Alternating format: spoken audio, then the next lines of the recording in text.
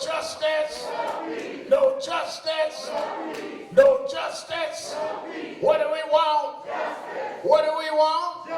What do we want? When do we want it? When do we want it? When do we want it? When do we want it? Fist bump the person next to you and tell them you love them.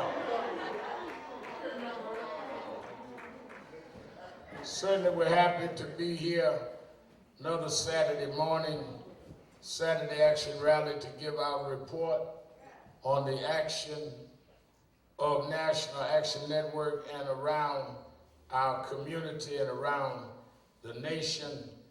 Certainly to you that are listening on 1190 WLIB AM in New York, and you that are watching live stream on National Action Network, as well as we'll be going international in a few moments on Impact Television. We're happy to be with you another Saturday where the action is. Give a hand to our presider, Attorney Michael Hardy. The Parks group that put together a memorable and historic occasion yesterday in Harlem, where they painted the mural Black Lives Matter on 125th and Adam Clayton Powell Boulevard to 126th Adam Clayton Powell Boulevard on both the north and south sides. And I thought it was beautiful. They had all of us there to speak. Certainly Trez from Sylvia's and others that are part of that group. And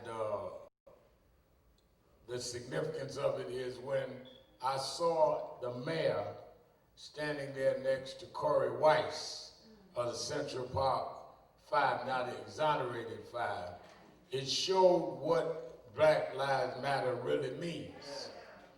Is that, well, one of the things I was saying in my speech was that in Harlem, Black lives always mattered.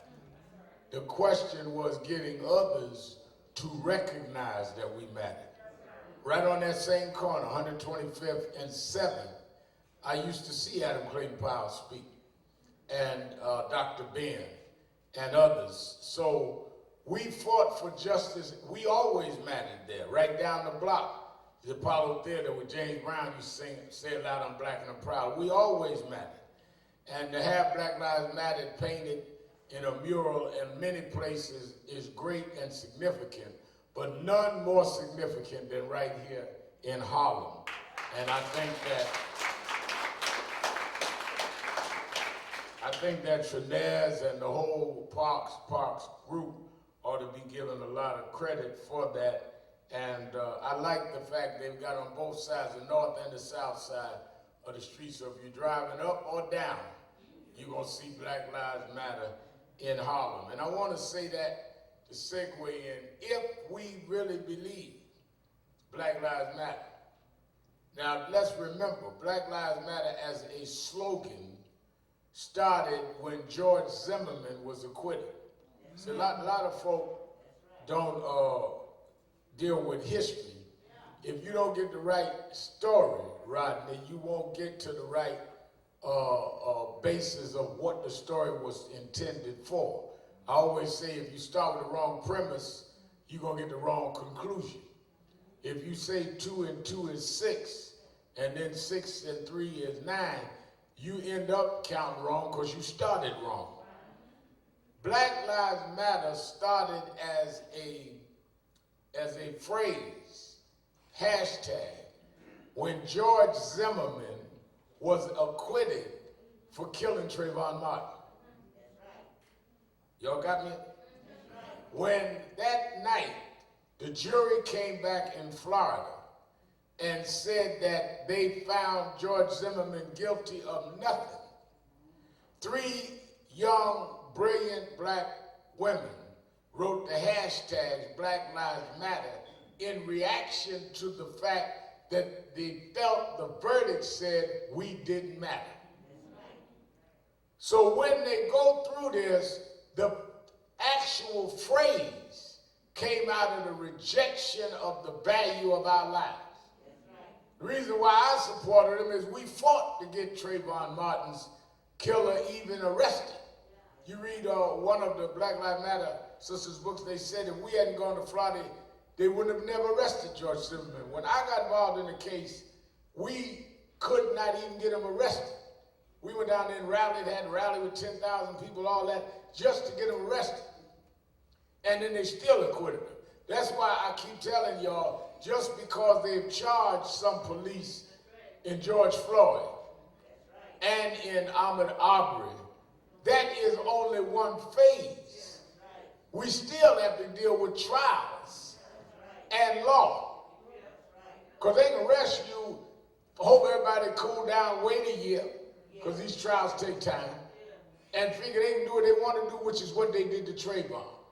But the flip side of that is you can't say that Black Lives Matter and then sit by silently when Brandon Hendricks is killed in New York.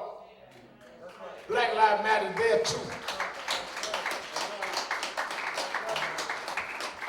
Black Lives Matter whether others are killing us or whether we're killing ourselves.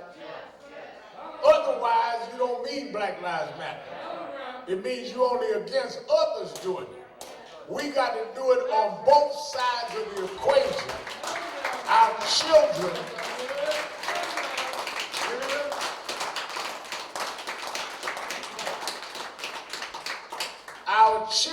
can't put on a Black Lives Matter t-shirt and then get involved in killing each other. So Black Lives Matter is a great movement that all of us involved in that works on both sides. It matters when police kill us, and it matters when those of us in our community engage in behavior that leads to our death. Let's make it work all the way around. That's why we fight gun violence, because Black Lives Matter.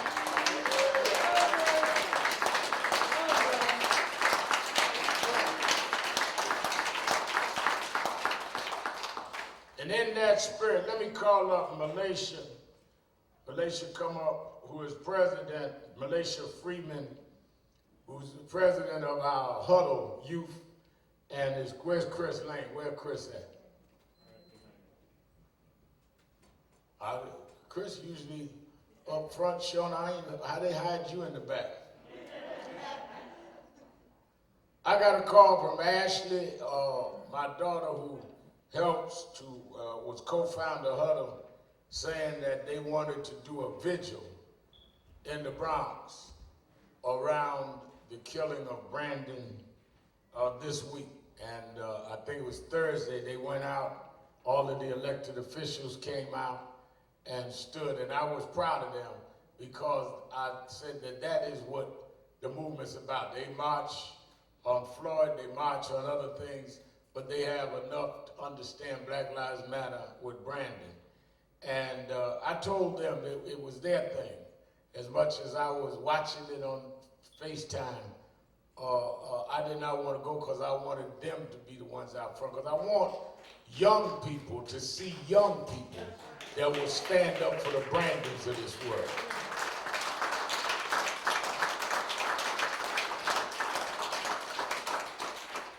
And I was very proud that our youth wanted to do that. And then Ashley called me last night and said that out of their, we have Huddle, which is our youth department, has their own little fundraising they do, and people give.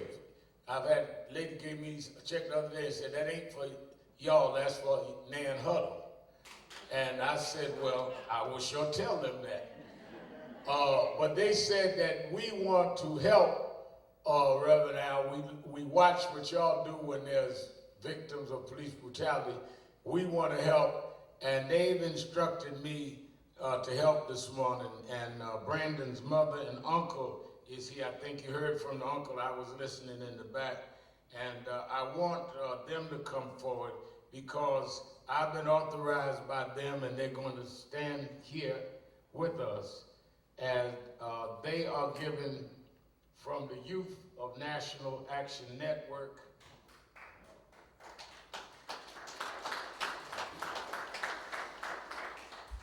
from the Youth of National Action Network, they want to give you this check of $1,000 for the funeral services.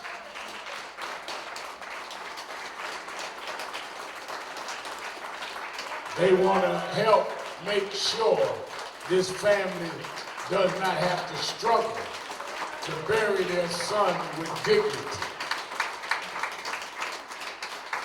And that's from the youth. And I'm going to meet with the mama and uncle, and anything else they need, the old folk in there is going to help give a donation. But I want her to know it is bad enough that she's got to suffer having lost her son.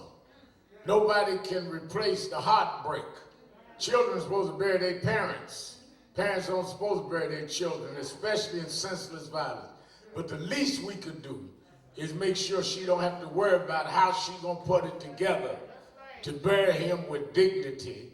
And her community ought to rally around her and say, we couldn't help save his life, but we're going to make sure it's not a burden on you. We're with you, led by the first $1,000 with the young people. Thank you so much.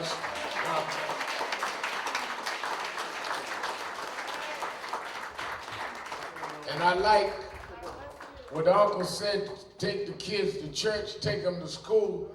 I was listening, he made a great statement this morning. And I appreciate that so much. And again, I want the mother to know that that's just from the youth.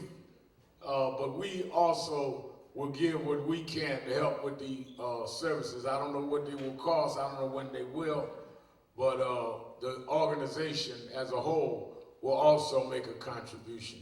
And I hope others will. Now let me say this, because we are on the radio. Y'all, you know, one of the things we don't do is raise funds for folk. We give money. I never raised money for a funeral. I write a check. There's somebody on the internet asks how much I get paid to do George Floyd's funeral. How's somebody going to pay me to do a funeral when we help pay for the funeral? Yeah. What, I'm going to pay myself? I mean, just ignorance. Yeah. And I wouldn't even answer it. I mean, we've done funerals for 20 years. I ain't never asked a victim to give me anything. Most of them, we paid the funerals. Yeah. And the medical examiner with George Floyd. But, so y'all out there that's fundraising, don't hustle off of these folks.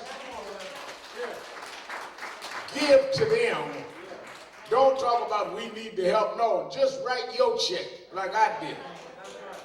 Because that's what you need to do, and these young people got it right. Give a hand again. Let the family of Brandon Hendricks know that we're with them. Let the family know that we will stay with them. Let the family know they are not alone. Give them a big hand. Give them a big hand.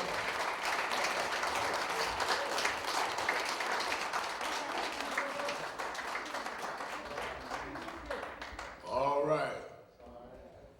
Let's welcome now live all over the world, Impact Television.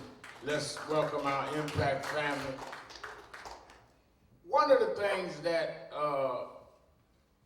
is something that is interesting to me, today is the 4th of July.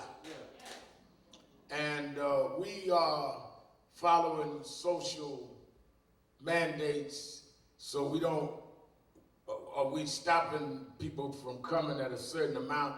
We may be 2 or 3 people over today, but you have come out even on what is called a holiday. Now, what is interesting to me about the 4th of July, as we prepare to go to Washington August 28th, and George Floyd's family and Ahmaud Arbery's family, all the families are going to lead the rally and the march.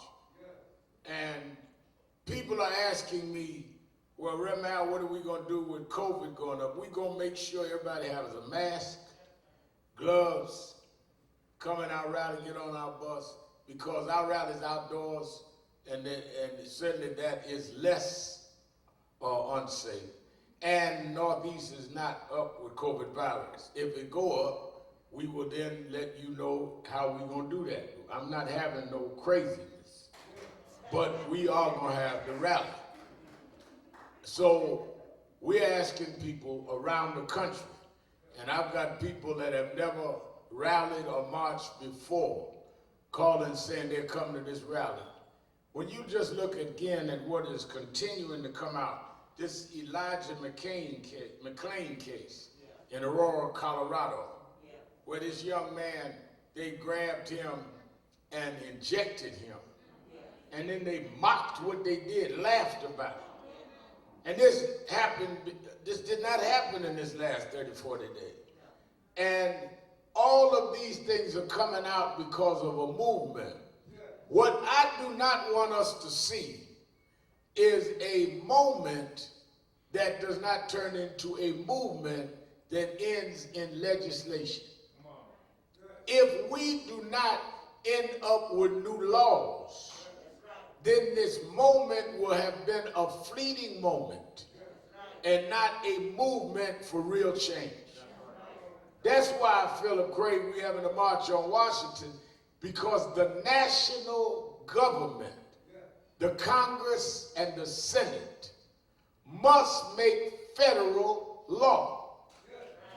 Let me break it down this way, and I'm going to get into my 4th of July message. Person called me on my radio show yesterday and said when they choked Eric Garner in New York, it was against the law. Why didn't they enforce the law? I said, first of all, a chokehold in New York was not against the law until 3 weeks ago. It was against police policy, but it was not the law. They had a police policy saying that you should not use a chokehold. Until Andrew Cuomo signed the bill 3 weeks ago, it was not illegal in the state of New York for police to use the chokehold. Which meant that when the Staten Island prosecutor went to the grand jury, he was not arguing whether or not to indict on chokehold because there was no law to argue about that. Which might be why they came back with no indictment, because we don't know what law he was arguing.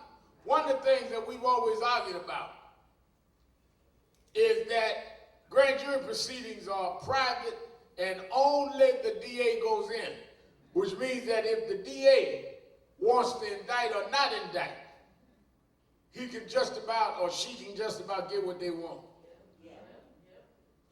Because there's no other lawyers, there's no defense, there's nobody. So I think it was one of the chief judges used to say, Saul Watler, used to be the chief judge of New York, said you can indict a ham sandwich if you want. Because if the prosecutor goes in with the intent of an indictment, they usually can get it. Because there's nobody arguing against them. Or if they don't want an indictment. But if there's a law there, then you have a much different route that the victims or the victims' families can take. That is why we're saying we want federal law. What the Congressional Black Caucus has got the House bill that is not passed. It makes chokeholds illegal federally. Why do you keep saying federal, Rev. Mal? That's why we're going to Washington. Because you cannot go state by state. You'll be forever getting chokehold illegal going through 50 states. And the other parts of that bill, with the immunity is part of the bill. And the residency, all of that's part of the bill. We need federal law, and where do we get that from? Is that qualified immunity was the word I'm looking for. Qualified immunity where they are not liable, public servants, including policemen. Where I got that from was the civil rights movement that I'm a child of. Dr. King and Dr. Abernathy and that crowd that did the Montgomery boycott won in the state of Alabama, but then they fought as well as the Freedom Riders and SNCC and others to get federal law, because the law that they got changed in Alabama didn't mean nothing in Georgia. So right now, Queens District Attorney Katz arrested a policeman last week for violating the Eric Gardner chokehold law. And that's great. Had on my show with Eric Gardner's mother last Sunday night. That's great. But the reason we got to go to Washington is if you go through the Holland Tunnel to New Jersey, there is no Eric Garner law there. If you go north to the Connecticut, there is no Eric Garner law there. So we can't end up in a states' rights situation. We need federal law.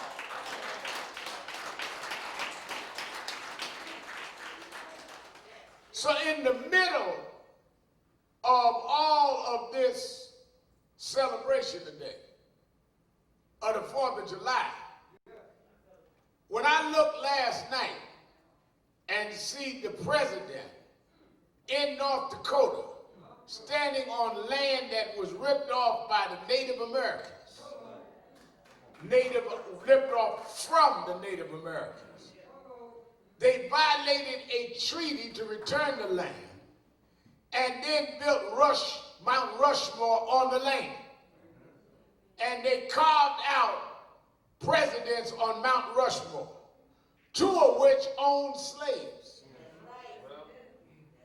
2 of the presidents on Mount Rushmore were slave owners. That's why Frederick Douglass said in 1852, July 5th, speaking at the Corinthian Hall in Rochester, New York, how slaves view the 4th of July. How are you going to celebrate an occasion that you weren't invited to?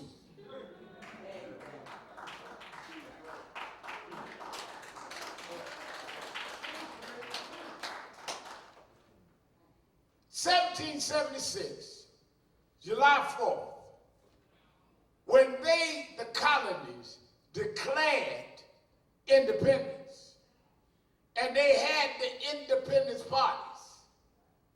We were only there to serve those at the table. We weren't invited to have a seat at the table. We were the servants at the table, the unpaid servants. We were enslaved. Fact of the matter is, I talked this morning for a while with Reverend Jesse Jackson and Jonathan Jackson. We talk about, do your history. 1772, there was a case in England where it was a man, James Somerset, who was black. He was a slave bought by a guy named Charles Stewart in Virginia. In 1772, 4 years, Reverend Marshall, before the 1776. Stewart brought his slave to England, and Somerset, the slave, after a while, escaped. Stewart went to recover his slave there in England, and some of the abolitionists, Hardy, fought and brought it into court, and they ruled in England that he did not have the right to reclaim his slave. It was interpreted by Somerset and other slaves in the United States that therefore England had abolished slavery, which wasn't true. But part of the fight then, leading up to 1776, was that we have the right to maintain our slaves. So when they got ready to deal with how they were going to form the Constitution, I want y'all to get this now, is that they said, well, if we are going to have power, the commodity that made America wealthy was cotton. That's our biggest export-import, right? The reason why cotton was also so profitable is because they didn't have to pay the wages for the workers. So you got a product that everybody wants to have around the world, and you can have it worked for nothing. I got a product. It's the hottest thing in Harlem. And I have Phil Craig, Stephen Marshall, and Hardy producing the product, and nobody on payroll. I can't do nothing but get rich. Because I have no overhead to my business. So they were fighting to maintain a cotton-driven industry based on slavery. They decided then, I want you to walk through this before y'all put the barbecue in your mouth today.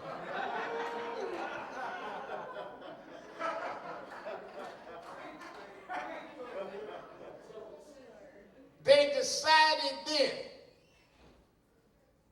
that the way we can have a Congress, because they're forming their own country, they're breaking from England, is that we need to have representative government. Y'all still with me? All right, well, how we got representative government when the populations, we're going to decide congressional districts by population. So Lloyd Williams, they said, well, there's larger populations in the north than in the south. And that ain't fair. If we're going to break down the population where every 10,000 or every 15,000, whatever the figure may be, gets a congressperson, y'all gonna have more congresspeople from the north than the south, which is against our balance and interests. The way they solved the balance question is they say we will, in the Constitution, let you count your slaves as 3/5 of a man. That's where 3/5 come from. A lot of y'all run around talking about 3/5, don't understand where it came from. It came so that they could embellish the numbers in the South so they can get more congressional representation. So I got 5 people, but I got 10 slaves, so you got to multiply 10 times 3/5, so I got more than my 5. That was the census. You are running around in 2020 with the same principle that they had in 1776. What are you talking about, Shopton? We full citizens. We are full citizens, but we don't get full justice.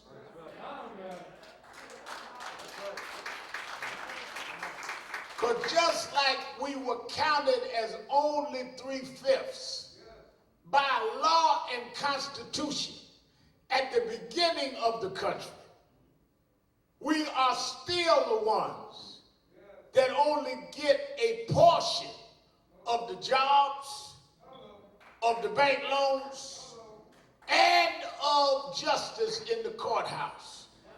3/5 of a man goes right to George in Minneapolis, or right to Aubrey in Brunswick, Georgia. That you are not really full humans. So I can put my knee on your neck. Because the justice system will not treat you like I did anything to a human being. You're only 3/5 of one. Or I can hunt you down jogging in Brunswick, Georgia. Because it's not a man jogging, it's something 3/5 human. You are just something there to make up the numbers I need. That's why Black Lives Matter is a good slogan. Because until you matter equally, you don't matter at all.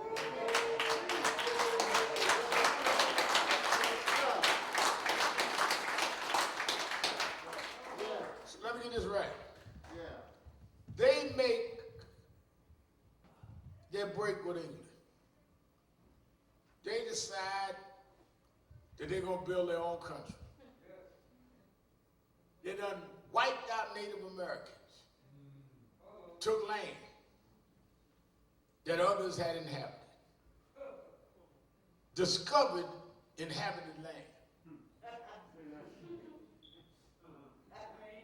I go to your house with your family, and I discovered me an apartment.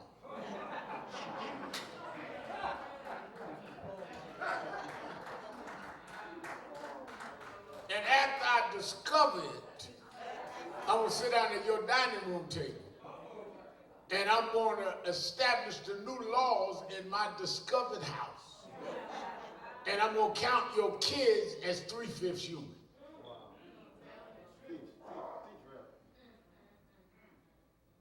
And that is going to be the basis of white supremacy all the way through the history.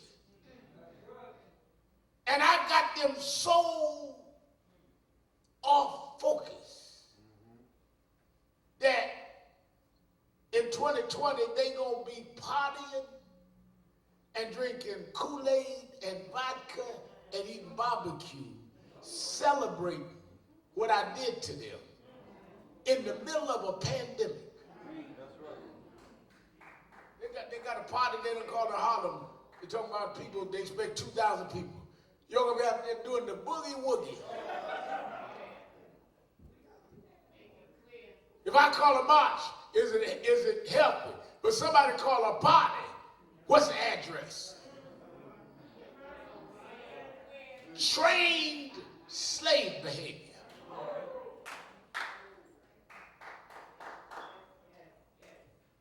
You want them to open up the restaurants rather than opening up hospitals in Harlem, and hospitals in Southeast Queens, and hospitals in South Bronx. I'll be glad when they open up the restaurant. I'll be glad when they open up the bars so you get drunk in public, because you've been getting drunk at home for the last 3 months.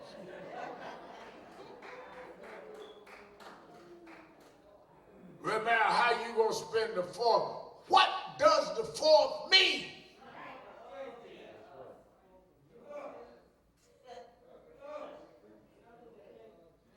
The 4th meant that they founded the nation and made slavery legal, counted us less than human, and made us work and built this country. Never got paid. Now, that does not make you un-American. That makes you truthful about America. When they wrote, "We hold these truths," I'm quoting them now. "We hold these truths." Frederick Douglass quoted them. Lloyd Williams.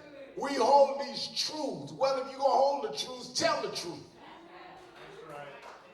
We hold these truths to be self-evident that all men are created equal. The reason they could say that as truth is they had already determined we were not full men. They weren't talking about us. So here you getting ready for a party that you were not invited to, unless you got on your servant outfit, because that's the only way you were there. But it's an opportune time, because now that the whole country is dealing with the question of race and justice, this 4th of July ought to be the day we all point to the history of what really happened. That's why, I thought it was wrong what they did to the Native Americans and wrong on other issues. But at another level, I thought it was symbolic that Trump went to Mount Rushmore last night. Because by him standing there in front of 2 slave masters of Mount Rushmore, he didn't understand. He was reminding us the truth of American history that needs to be corrected. I was on one of the shows last night, Lord, they said, and he's having it where there's no social distancing, very few masks, And that was representative of how little they care about human life, because they didn't care about ours. How do you celebrate something by having people flirt with the coronavirus? How do you have people sitting there when they just found out your son's girlfriend was positive on coronavirus, and you don't even put precautions in, don't even address it, because you got the same spirit that some of the slaves masters and others had, that it doesn't matter as long as we benefit. How do you enslave folk to pick your cotton? Because we got to have the economy back. What are we doing now? How you opening up states before they're ready? Because we had to have the economy back. It's the same mentality that'll make you open up places in Texas and Florida and end up with folks escalating in coronavirus positives. Because you're driven by money, and you're driven by having material things, and you don't appreciate life that you did not give, but you'll risk it so you can feel dominant. There's something about the insecurity of those that are in charge, that they do not feel that they are complete human beings. So they have to have things to affirm themselves. That's why they build these statues. That's why they need big houses and big mansions. That's why they need all this, because they feel less. So they need more to make them feel big. That's the same thing happens in some ghetto psychology. Live in a kitchenette, but you want a big Cadillac because you think the Cadillac will make you important. You got questions about your worth, so you need things to make you feel like you're worth something. So I want a big car. I got big ring. I got different suit to wear every day. You ain't going nowhere, but you got a different suit to wear on the stoop.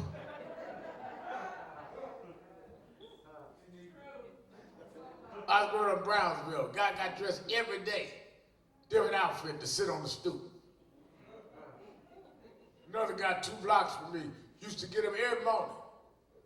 Attaché case, run into the New Lots train. Ain't had a job. Clean as a board of health, bad attaché case. Chicken sandwich in the case. He ain't had no notes, nothing. Had no job. Want to look important. Because that answers your insecurity. Because if you were secure, you'd be working toward being something rather than looking like something.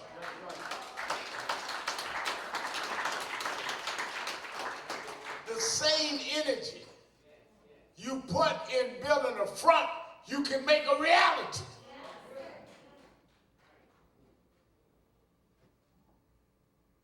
The same effort that you put in trying to act like something, you should put on being something.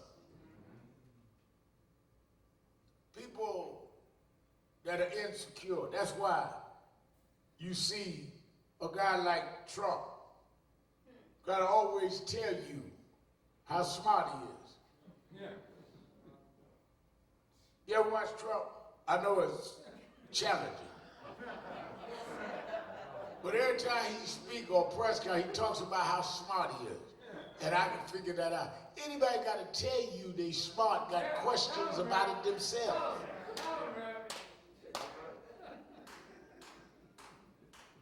It's like a man got to tell the family, I feed y'all. Well, you got to remind me that you bring the bread in the house, you must have some questions about yourself. First of all, if I'm going to respect you, I'm not respecting you because you bring in the house. I'm going to respect you because what you do in the house. You can't buy my respect with a loaf of bread.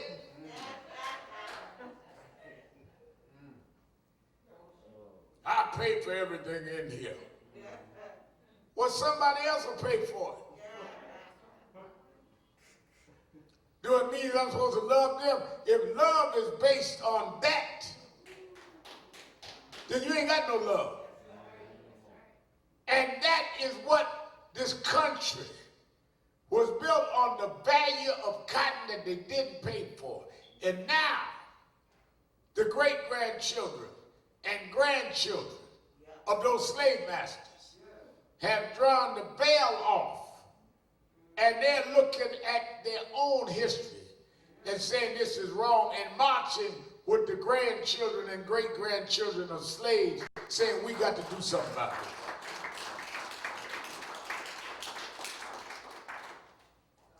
That's what got America upset. They never saw this amount of whites standing up, saying this is wrong. That's it. I've gone to some rallies, some marches, more whites than black. That's it. Because, let me tell you something. That's it. My mother used to say to me, and I didn't get it then, but I understood it better as I got older. My mother said, there's good that comes out of bad. One of the things that came out of this pandemic so far is by the nation being locked down. Couldn't go out. And there was no sports. Couldn't watch football, basketball, baseball. When Aubrey happened, then Breonna Taylor happened, then George Floyd happened, you couldn't watch nothing else but those tapes. And young whites start looking at it, and then older whites said, wait a minute, what is this? Right. Because with Eric Garner, I might have said, well, yeah, that's something shopping I'm talking about, but let me watch the Giants game. You couldn't go to the Giants game this time. And in this, the studying started, and we have found out, and that's why I want to spend my time going through the history on July 4th. What did July 4th really mean? Y'all run around talking about who got the firecrackers. Celebrating something that you were never included in. And if somebody brings it up, they act like you're un-American. No, I am a truthful person that wants to correct America. That's why I said to y'all 2 weeks ago, Trump running around talking about make America great again. Give me the date America was great for everybody. Wasn't never great for white women. They couldn't even vote in 1920.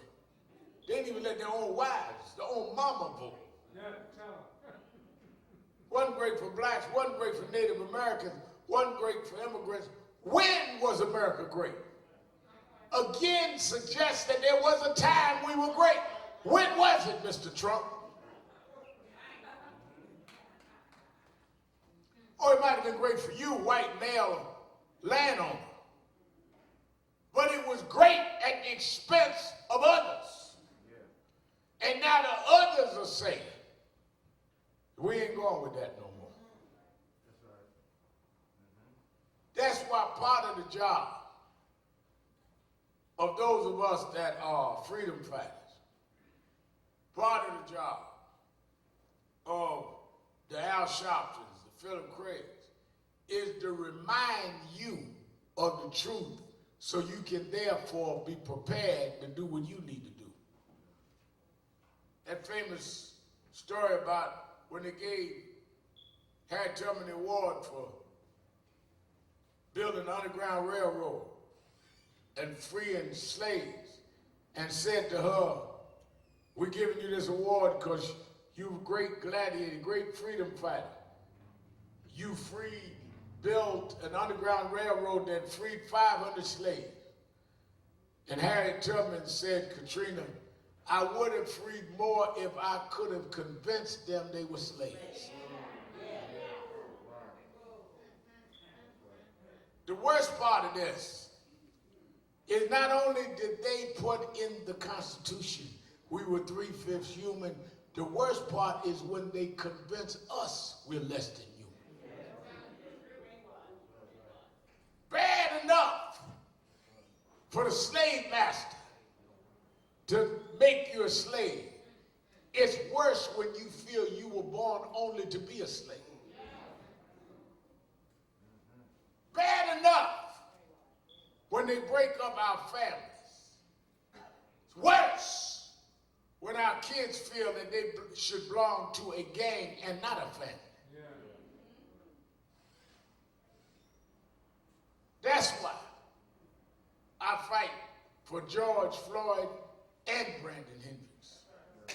Because we have to get this slave mentality Tell him, man. out of our kids Tell him, man. that feel our lives are so worthless that we could kill each other because we're not full human beings. Tell him, man. Where we think that it's all right to just take each other out because we have internalized this inferiority complex That's it. Tell him, man. and forgot who we are. And then you get mothers that their hardest job is to break the psyche in their children, that no matter what circumstance you're in, you're still somebody. I say very often, I was raised after my father left. When I was 10, my mother raised us. She went from being a landlady, and they all hauled my father on the corner store. She went from being a landlady to being on welfare. Had to put little things together to be able to pay the rent. To go from landlady to welfare rent payer. She never talked about it. We had to go buy groceries with food stamps. She never talked about it. They took her Cadillac because she couldn't pay the bills. Had to ride the subway, go from Cadillac to the number 2 train. She never talked about it. I never knew I was underprivileged until I got to Brooklyn College. Went to sociology class. Professor said we're going to study the underprivileged. Right with me. Said we're going to study folk on welfare with food stamps come from broken homes. I said, he talking about me. Because my mother didn't raise me as to what I wasn't. She raised me as to what I was supposed to be.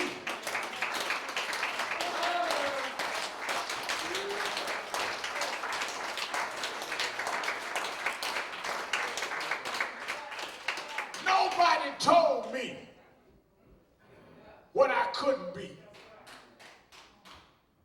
I started preaching a little boy in Church of God in Christ 4 years old because nobody told me I couldn't. We were trained into being less than what we are.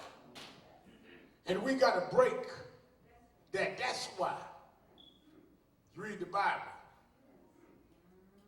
When God sent Moses, backed him up with 7 plagues in Egypt, Pharaoh let the children of Israel go out of bondage. Got to the banks of the Red Sea, Reverend Craig. And when they got there, God told Moses, I'm going to harden Pharaoh's heart. Don't panic. And he hardened Pharaoh's heart. And Pharaoh changed his mind. I want y'all to get this curveball here. Sometimes things happen in your life. It ain't the devil, it's God. Sometimes God will let things happen to test you.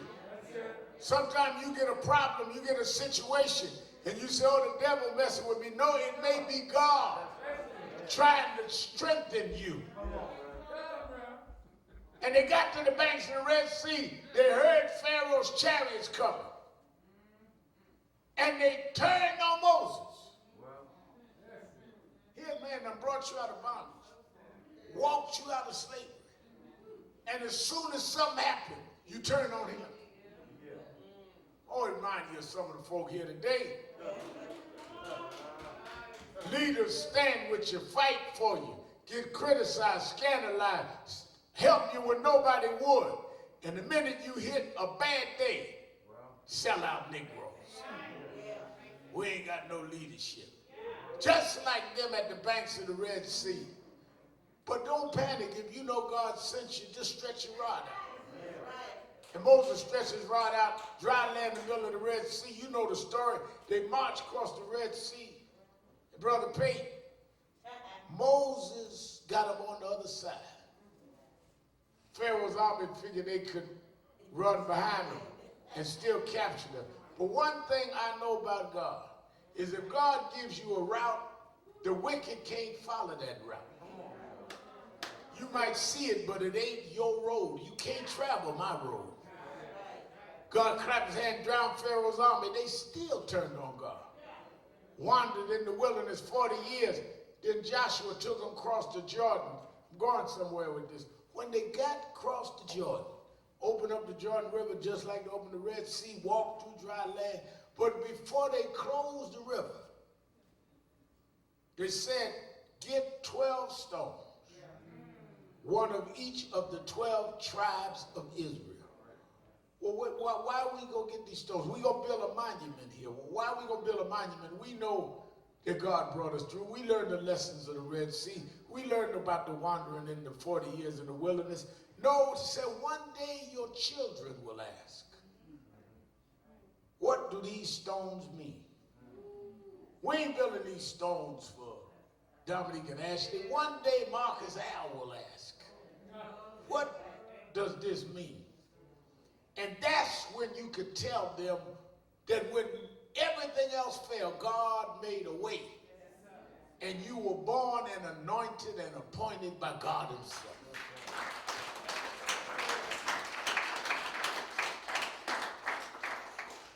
August 28, 1963. People in the Deep South, in Mississippi, in Louisiana, Florida, Georgia, got up, Alabama, got up frying chicken, getting tater salad, packing baskets, getting on buses headed to Washington. Why were they doing all that? Well, they know they couldn't stop at a restaurant to get a meal. So they had to fry enough Lloyd for the trip. He said, "The boy, go to the bathroom now. We got a long trip and you ain't going to be able to stop and use a bathroom because there ain't no colored bathrooms on the rail."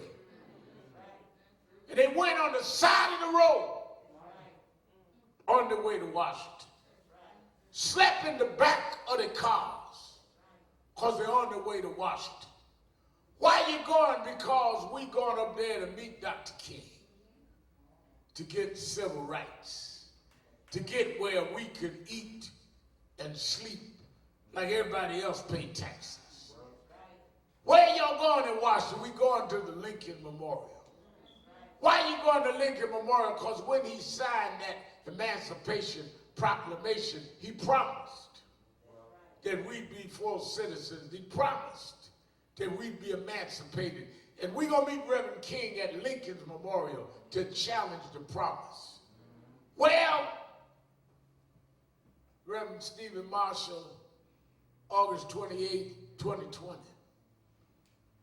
That's why I want to go back to the landmark, to the same stone that Dr. King and them went 57 years ago, to the same Lincoln that made the same promise. I want to bring George Floyd's family and say, Mr. Lincoln, for 8 minutes and 46 seconds, a man put his knee on his neck. You promised that we'd be full citizens. I want to bring Ahmaud Arbery's family. Boy, shot jogging.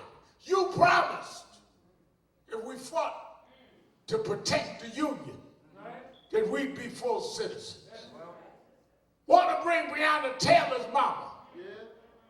You broke in a house with a no warrant, with a no-knock warrant.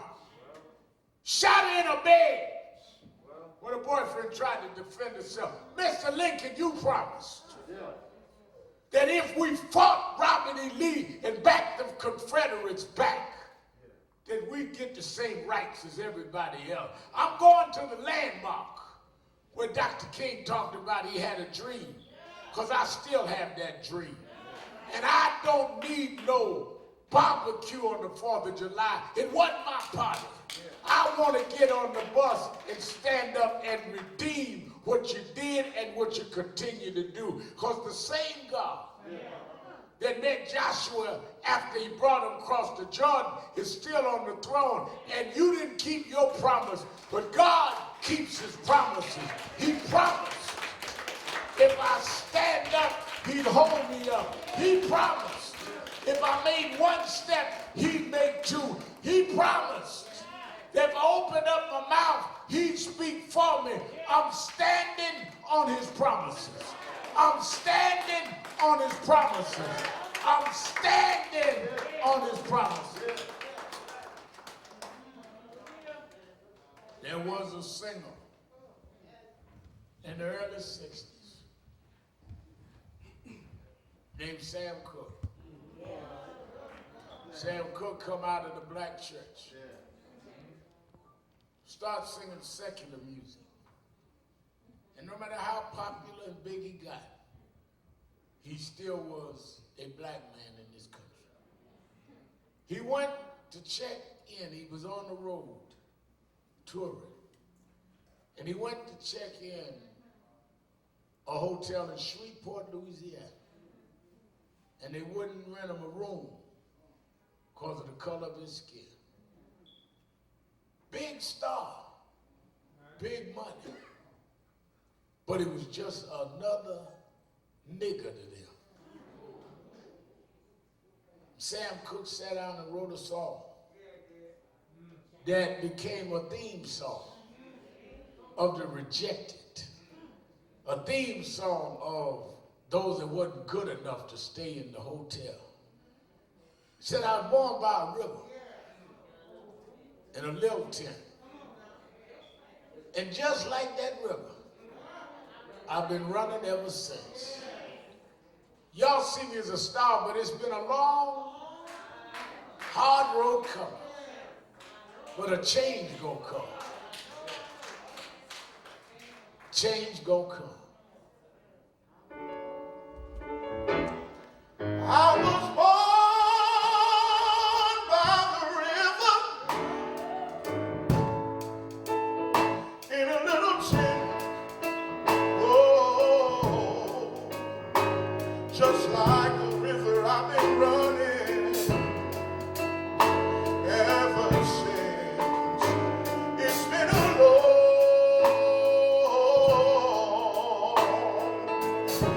long time coming, but I know